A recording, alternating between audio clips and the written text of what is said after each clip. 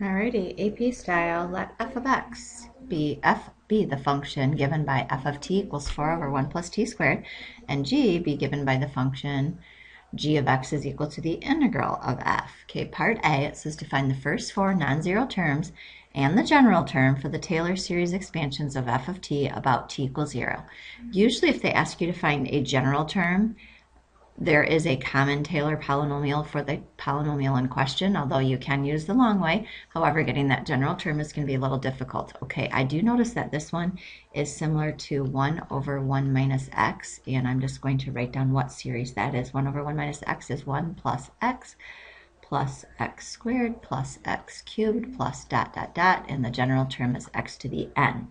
Okay, in the specific example, first of all, the 4 is in the way, and then this is. So the way that I'm going to have this is going to be 4 times the quantity, 1 over 1, minus, we'd have to have negative t squared in there to end up getting it to work. So now those are the matchups. So we're going to have 4, and then in parentheses, I'm going to have 1 plus, instead of the x, we get to put negative t squared, and then plus negative t squared squared, and then plus negative t squared cubed plus dot dot dot plus negative t squared to the n. All right, so if we were to simplify this just a little bit, what we are going to end up getting is, I'm going to distribute the 4 at the same time. I'm going to get 4 minus 4t squared, and then negative t squared squared, we're going to multiply the exponents. So I've got 2 to the 4, and a negative to that positive power is positive, so I'm going to get plus 4 t to the 4th, and then a negative cubed is going to be a negative. We've got that 4 hanging on. We multiply our exponents, we're going to get t to the 6th, and plus dot dot dot. I'm going to bring that 4. This one I'm going to actually split this into negative 1 and t squared as separate units. So this is going to be times negative 1 to the n, and then t to the 2n. And remember, I usually like to do that because then you can tell it's an alternating series. So that is the first 4 non-zero terms, 1, 2, 3, 4, and then the general term. All right, for part B, still the same problem. It says find the first 4 non-zero terms in the general term for the Taylor series expansion of g of x about x equals 0. So this one is asking us to take the integral of whatever we just got for f. So I'm going to write down what we got for f again. We got 4 minus 4t squared plus 4t to the 4th minus 4t to the 6th plus dot dot dot plus negative, I think we got 4 times negative 1 to the n, and then we got t to the 2n. I think that's what we had. All right, and what we're going to be doing on this one, it asks us to take the integral, so we're just going to take the integral of this entire expression. So the integral of 4 is 4t, minus the integral of the next part will be 4 thirds t cubed, plus the next one will be 4 fifths t to the 5th, and then minus 4 sevenths t to the 7th. Notice I'm just taking the integral of each part, and then plus this one, let's see, we're going to get 4,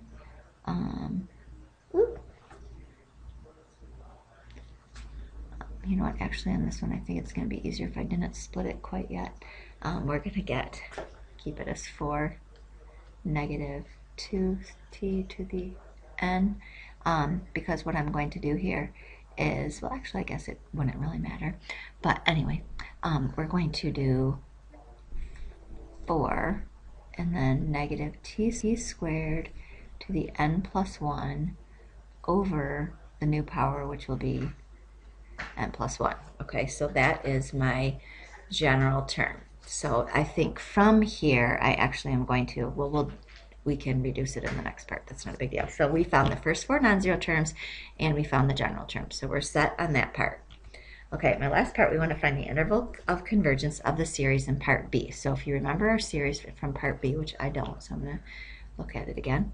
All right, we had 4 negative t squared to the n plus 1 over n plus 1. Okay, now I'm going to write this a little bit differently because I don't like that negative in with the t squared. So if I rewrite this, I'm going to get 4 negative 1 to the n plus 1 t to the 2n plus 2, because remember we're multiplying our exponents together, and then it's L over n plus 1. All right, I do notice on this one that this is an alternating series, but if we're testing for interval of convergence, I'm only dealing with the absolute value, so I really don't care about the -1 at this point in time, and I'm going to use the ratio test because that's what we usually use when we have a power series and we're looking for interval of convergence. So I'm going to have the limit as n approaches infinity of a sub n plus 1. So if I plug in n plus 1 here, I'm going to get 2n plus 2 plus 2. So it's going to be t to the 2n plus 4, and there's a 4 there, over n plus 2, because if you add 1 to the n and another 1, you'll get n plus 2, divided by my original. Okay, I'm going to multiply by the reciprocal, so I'll get n plus 1 over 4 times t to the 2n plus 2. Okay, my 4's definitely are going to cancel. My 2n's are going to cancel. I'm going to end up with t squared up top. So I'm going to get t squared n plus 1 over n plus 2.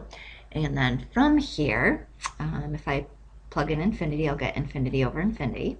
And then remember, t is just like acting just like an x, where it's going to be a constant right now. So I'm going to use L'Hopital. And if I use L'Hopital, it will be the limit as n approaches infinity of the derivative, which would just be 1 over 1, but there's a t squared there as well. So this is just going to be equal to t squared. And we would like to find out where the absolute value of this will be less than 1. So pretty much I'm just going to square root t squared and I'll get 1. So I'm going to be dealing with negative t being somewhere between -1 and 1.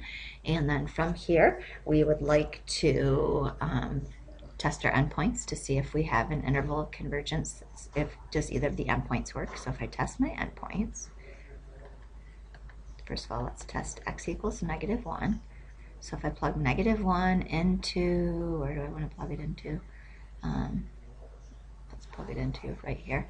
I'm going to have, let's see, 4 -1 to the n plus 1 times, where it's not a t, an x a t. So if I plug t in here, we're going to get -1 to the 2n plus 2 over n plus 1. Ooh, all right, so if I rewrite this, I'm going to get -1, the bases are the same, so I get to add the exponents. I'm going to get 3n plus 3 over n plus 1, and I do notice, since this is to an odd power, we will, let's see here,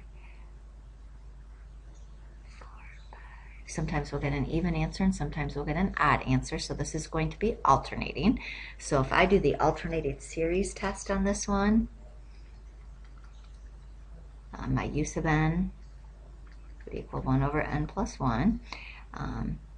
1, my u sub n is going to be positive, yes.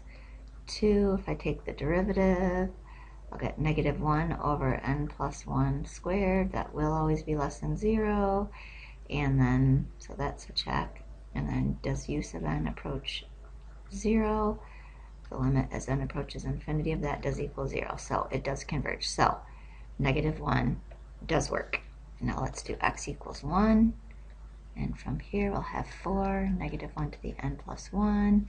And then if I plug in, where's my formula at t? If I plug in 1 here, I'll get times 1 to the 2n plus 2 over n plus 1. 1 to the any power is just 1, so I can ignore that. And you'll notice this one, once again, is an alternating series. And since the u sub n is exactly the same as the one up for x equals -1, we can assume it also converges.